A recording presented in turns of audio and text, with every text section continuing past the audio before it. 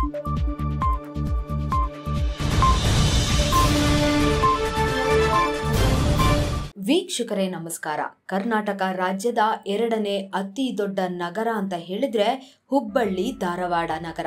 ಇದು ಅವಳಿ ನಗರ ಎಂದು ಕೂಡ ಕರೆಯಲಾಗುತ್ತೆ. ಹುಬ್ಬಳ್ಳಿ ಉತ್ತರ ಕರ್ನಾಟಕದ ರಾಜಧಾನಿ ಮತ್ತು ವೇಗವಾಗಿ ಬೆಳೆಯುತ್ತಿರುವ ನಗರಗಳಲ್ಲಿ ಕೂಡ ಒಂದಾಗಿದೆ.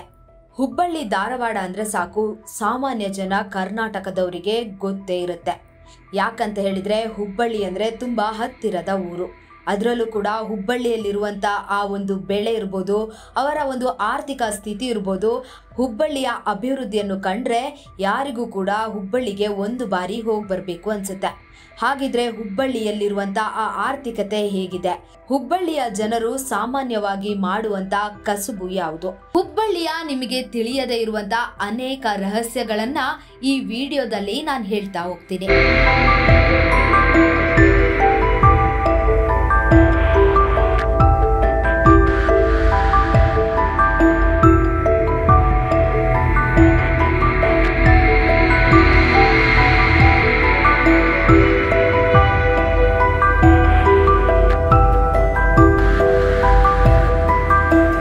ಇನ್ನು ಹುಬ್ಬಳ್ಳಿ ನಗರವನ್ನ ಛೋಟಾ ಮುಂಬೈ ಎಂದು ಕರೆಯುತ್ತಾರೆ.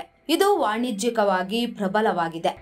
ಹುಬ್ಬಳ್ಳಿಯನ್ನು ಹೂಬಳ್ಳಿ ಎಂದು ಕರೆಯುತ್ತಾರೆ. ಅಂದರೆ ಕನ್ನಡದಲ್ಲಿ ಹೂ ಬಿಡುವ ಬಳ್ಳಿ ಎಂದರ್ಥ. ಹುಬ್ಬಳ್ಳಿಯು ಸಾಮಾನ್ಯವಾಗಿ ಧಾರವಾಡದೊಂದಿಗೆ ಸಂಪರ್ಕ ಹೊಂದಿದೆ. ಇದು ಹುಬ್ಬಳ್ಳಿಯಿಂದ ಸುಮಾರು 20 ಕಿಲೋಮೀಟರ್ ದೂರದಲ್ಲಿದೆ ಮತ್ತು ಅವುಗಳನ್ನು ಒಟ್ಟಾಗಿ ಹುಬ್ಬಳ್ಳಿ ಧಾರವಾಡ ಎಂದು ಕರೆಯುತ್ತಾರೆ. ಭವಾನಿ ಶಂಕರ ದೇವಸ್ಥಾನ ಮತ್ತು ಜೈನ ವಸ್ತಿ ಪ್ರಾಚೀನ ಹುಬ್ಬಳ್ಳಿಯಲ್ಲಿತ್ತು. ಹತ್ತಿ, ಕಬ್ಬಿಣ ಮತ್ತು ಉಪ್ಪಿನಕಾಯಿಯನ್ನು ಇಲ್ಲಿ ಹೆಚ್ಚಾಗಿ ಬೆಳೆಸಲಾಗುತ್ತಿತ್ತು. ವಿಜಯನಗರ ಸಾಮ್ರಾಜ್ಯದ ಆಳ್ವಿಕೆಯಲ್ಲಿ ನಗರವು ವಾಣಿಜ್ಯ ಸ್ಥಳವಾಗಿ ಪ್ರವರ್ಧಮಾನಕ್ಕೆ ಬಂದಿತ್ತು. ನಂತರ 17ನೇ ಶತಮಾನದಲ್ಲಿ ಹುಬ್ಬಳ್ಳಿ ಮೊಘಲರ ಆಳ್ವಿಕೆಗೆ ಒಳಪಟ್ಟಿತ್ತು. ಸವಾಬರು ಹುಬ್ಬಳ್ಳಿಯನ್ನ ವಶಪಡಿಸಿಕೊಂಡರು. ಹೊಸ ಹುಬ್ಬಳ್ಳಿಯನ್ನ ನಿರ್ಮಿಸಿದ ನಂತರ ಹುಬ್ಬಳ್ಳಿಯನ್ನು ಮರಾಠರು ಆಕ್ರಮಿಸಿಕೊಂಡರು. ನಂತರ ಹೈದರಾಲಿ ಮತ್ತೆ ಮರಾಠರು ಆಕ್ರಮಿಸಿಕೊಂಡರು. ನಂತರ 1817ರಲ್ಲಿ ಹಳೆ ಹುಬ್ಬಳ್ಳಿ ಮತ್ತು 1820ರಲ್ಲಿ ಹೊಸ ಹುಬ್ಬಳ್ಳಿಯನ್ನ ಬ್ರಿಟಿಷರು ಪಟವರ್ಧನ ವಶಪಡಿಸಿಕೊಂಡರು. ಬ್ರಿಟಿಷರ ಆಳ್ವಿಕೆಯಲ್ಲಿ ಹುಬ್ಬಳ್ಳಿಯಲ್ಲಿ ಹೊಸ ರೈಲು ನಿಲ್ದಾಣವನ್ನ ಸ್ಥಾಪಿಸಲಾಯಿತು ಮತ್ತು ಇದರ ಪರಿಣಾಮವಾಗಿ ಹುಬ್ಬಳ್ಳಿ ವಾಣಿಜ್ಯ ಸ್ಥಳ ಮತ್ತು ಕೈಗಾರಿಕಾ ಕೇಂದ್ರವಾಯಿತು. ಇದು ಹುಬ್ಬಳ್ಳಿಯ ಇತಿಹಾಸವಾದರೆ ಹುಬ್ಬಳ್ಳಿಯ ಆರ್ಥಿಕತೆ ಕೂಡ ಅದೇ ರೀತಿ ವಿಭಿನ್ನವಾಗಿದೆ. ಹುಬ್ಬಳ್ಳಿ ದಕ್ಷಿಣ ಭಾರತದ ಪ್ರಮುಖ ತಾಣವಾಗಿದೆ ಮತ್ತು ಬೆಂಗಳೂರಿನ ನಂತರ ಕರ್ನಾಟಕದ ವಾಣಿಜ್ಯ ಕೇಂದ್ರವಾಗಿದೆ. ಇಲ್ಲಿ ಹತ್ತಿ ಮತ್ತು ಕಡಲೆಕಾಯಿಯಂತ ಸರಕುಗಳು ಹೇರಳವಾಗಿ ಬೆಳೆಯುತ್ತಾರೆ. ನಗರವು ಬೃಹತ್ ಕೈಗಾರಿಕಾ ದೈತ್ಯ ನಗರವಾಗಿ ಬೆಳೆದಿದೆ. ನಗರವು ಅನೇಕ ದೊಡ್ಡ, ಸಣ್ಣ ಮತ್ತು ಮಧ್ಯಮ ಕೈಗಾರಿಕೆಗಳನ್ನ ಹೊಂದಿದೆ. ಇನ್ನು ಕೃಷಿಯು ನಗರದ ಹೆಚ್ಚುವರಿ ವೈಶಿಷ್ಟ್ಯವಾಗಿದೆ.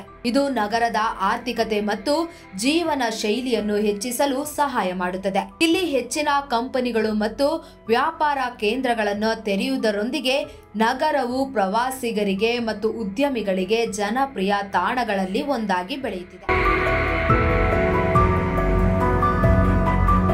ಹುಬ್ಬಳ್ಳಿ ಹವಾಮಾನ. ಈ ಸ್ಥಳವು ಸಾಮಾನ್ಯವಾಗಿ ವರ್ಷವಿಡೀ ತೇವ ಮತ್ತು ಶುಷ್ಕ ವಾತಾವರಣವನ್ನ ಹೊಂದಿದೆ.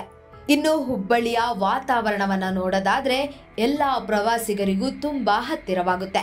ಫೆಬ್ರವರಿಯಿಂದ ಜೂನ್ ವರೆಗೆ ಈ ಸ್ಥಳವು ಬಿಸಿ ಮತ್ತು ಶುಷ್ಕವಾಗಿರುತ್ತದೆ. ಹುಬ್ಬಳ್ಳಿಯ ಸಂಸ್ಕೃತಿ ಮತ್ತು ಹಬ್ಬಗಳು. ವಾಣಿಜ್ಯ ಕೇಂದ್ರವಾಗಿರುವ ಹುಬ್ಬಳ್ಳಿ ಬಹು ಸಾಂಸ್ಕೃತಿಕತೆಯಿಂದ ಕೂಡಿದೆ. ಇನ್ನು ಹುಬ್ಬಳ್ಳಿಯ ಸಂಸ್ಕೃತಿಯನ್ನ ನೋಡ್ತಾ ಹೋದ್ರೆ ಹುಬ್ಬಳ್ಳಿಯಲ್ಲಿ ಹಿಂದೂಗಳು, ಕ್ರಿಶ್ಚಿಯನ್ನರು, ಮುಸ್ಲಿಮರು ಮತ್ತು ಜೈನರಂತೆ ಹೆಚ್ಚಿನ ಧಾರ್ಮಿಕ ಮಿಶ್ರಣವನ್ನ ಇಲ್ಲಿ ವೀಕ್ಷಿಸಬಹುದು.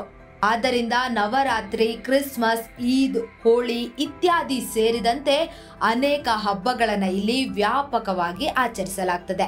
ಗಣೇಶ ಚತುರ್ಥಿಯು ವೈಭವದಿಂದ ಆಚರಿಸಲಾಗುವ ಜನಪ್ರಿಯ ಹಬ್ಬದಲ್ಲಿ ಒಂದಾಗಿದೆ. ಇನ್ನು ಹುಬ್ಬಳ್ಳಿಯ ಮುಖ್ಯ ತಿನಿಸು ಸರಳವಾಗಿ ರುಚಿಕರವಾಗಿರುತ್ತೆ. ಜೋಳದ ರೊಟ್ಟಿ ಮತ್ತೆ ಗಿರ್ಮಿಟ್ ಇಲ್ಲಿ ಜನಪ್ರಿಯ ತಿನಿಸಾಗಿದೆ. ಹುಬ್ಬಳ್ಳಿ ಮತ್ತು ಸುತ್ತಮುತ್ತಲಿನ ಪ್ರೇಕ್ಷಣೀಯ ಸ್ಥಳಗಳನ್ನ ನೋಡ್ತಾ ಹೋದ್ರೆ ಪ್ರವಾಸಿಗರಂತೂ ಒಂದು ಬಾರಿ ಇಲ್ಲಿ ಭೇಟಿ ಕೊಡ್ಲೇಬೇಕು. ಅಷ್ಟು ಅದ್ಭುತವಾದಂತ ಪ್ರವಾಸಿ ತಾಣಗಳು ಹುಬ್ಬಳ್ಳಿಯಲ್ಲಿದೆ. ಸಿದ್ಧಾರೂಢ ಮಠವು ನಗರದ ಪ್ರಮುಖ ತಾಣವಾಗಿದೆ. 1929ರಲ್ಲಿ ಈ ಆಶ್ರಮದಲ್ಲಿ ಸಮಾಧಿಯಾದ ಶ್ರೀ ಸಿದ್ಧಾರೂಢ ಸ್ವಾಮಿಯ ಸ್ಮರಣಾರ್ಥವಾಗಿ ಮಠವನ್ನ ನಿರ್ಮಿಸಲಾಗಿದೆ. ಅವರು ಜಾತಿ ಪದ್ಧತಿಯ ವಿರುದ್ಧ ಮತ್ತು ಎಲ್ಲರೂ ಸಮಾನರು ಎಂದು ನಂಬಿದರು. ಶ್ರೀ ಸಿದ್ಧಾರೂಢ ಸ್ವಾಮಿಯ ಗೌರವಾರ್ಥವಾಗಿ ಮಠವನ್ನ ನಿರ್ಮಿಸಲಾಗಿದೆ. ಇದು ಅತ್ಯಂತ ಪ್ರಸಿದ್ಧ ಧಾರ್ಮಿಕ ಸಂಸ್ಥೆಯಾಗಿದೆ. ಜನರು ಧ್ಯಾನ ಮತ್ತು ಶಾಂತಿಯಾಗಿರಲು ಇಲ್ಲಿಗೆ ಭೇಟಿ ನೀಡುತ್ತಾರೆ.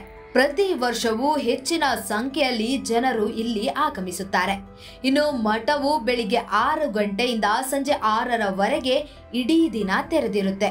ಇನ್ನೊಂದು ಆಕರ್ಷಣೀಯ ಪ್ರವಾಸಿ ತಾಣ ಎಂದ್ರೆ ಉಣಕಲ್ ಕೆರೆ. ಪ್ರವಾಸಿಗರು ಪಕ್ಷಿ ವೀಕ್ಷಣೆ ಮತ್ತು ದೋಣಿ ವಿಹಾರವನ್ನ ಆನಂದಿಸಲು ಅನುವು ಮಾಡಿಕೊಡುವ ಅದ್ಭುತ ಸರೋವರವಾಗಿದೆ.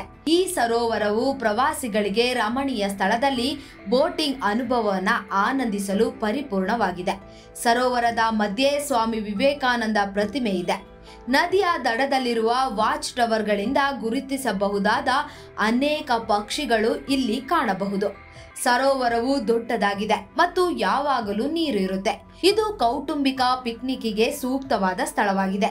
ಸ್ಥಳೀಯ ಜನರು ಸರೋವರದ ಸಮೀಪದಲ್ಲಿರುವ ಉದ್ಯಾನವನದಲ್ಲಿ ನಡೆದಾಡುವುದನ್ನು ಕಾಣಬಹುದು. ಇನ್ನು ಚಂದ್ರಮೌಳೇಶ್ವರ ದೇವಸ್ಥಾನ ಕೂಡ ಇಲ್ಲಿದೆ. ಸುಮಾರು 900 ವರ್ಷಗಳಷ್ಟು ಹಳೆಯದಾದ ಈ ದೇವಸ್ಥಾನ. ಈ ದೇವಾಲಯವು ಸುಮಾರು 900 ವರ್ಷಗಳಷ್ಟು ಹಳೆಯದಾಗಿದೆ. ಇನ್ನು ಹುಬ್ಬಳ್ಳಿಯಲ್ಲಿ Indira Gandhi glass house garden ಕೂಡ ಇದೆ. ಇಲ್ಲಿ ಸಾರ್ವಜನಿಕರು ಬಂದು ಉದ್ಯಾನವನದಲ್ಲಿ ವಿರಾಮವನ್ನ ತೆಗೆದುಕೊಳ್ತಾರೆ. ಇನ್ನು ನೃಪತುಂಗ ಬೆಟ್ಟ.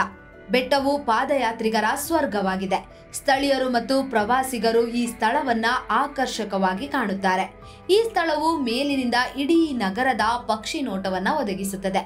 ನೃಪತುಂಗ ಬೆಟ್ಟವು ಸಂಜೆಯ ಸಮಯದಲ್ಲಿ ನಿಸರ್ಗದಲ್ಲಿ ಮುಳುಗಲು ಸೂಕ್ತ ಸ್ಥಳವಾಗಿದೆ.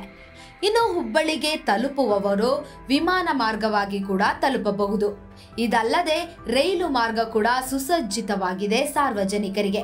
ಇದಲ್ಲದೆ ರಸ್ತೆ ಮಾರ್ಗ ಕೂಡ ಹುಬ್ಬಳ್ಳಿಗೆ ಸಂಪರ್ಕ ಕಲ್ಪಿಸುತ್ತದೆ. ಒಟ್ನಲ್ಲಿ ಹುಬ್ಬಳ್ಳಿಯ ಆರ್ಥಿಕತೆ ಇತಿಹಾಸವನ್ನ ನೋಡ್ತಾ ಹೋದ್ರೆ ಪ್ರವಾಸಿಗರು ಒಂದು ಬಾರಿ ಹುಬ್ಬಳ್ಳಿಗೆ ಭೇಟಿ ಕೊಡುತ್ತಾರೆ. ಮತ್ತಷ್ಟು ಅಪ್ಡೇಟ್ಗಾಗಿ BN TV ಯೂಟ್ಯೂಬ್ ಚಾನೆಲ್ನ ಲೈಕ್ ಮಾಡಿ, ಸಬ್ಸ್ಕ್ರೈಬ್ ಮಾಡಿ.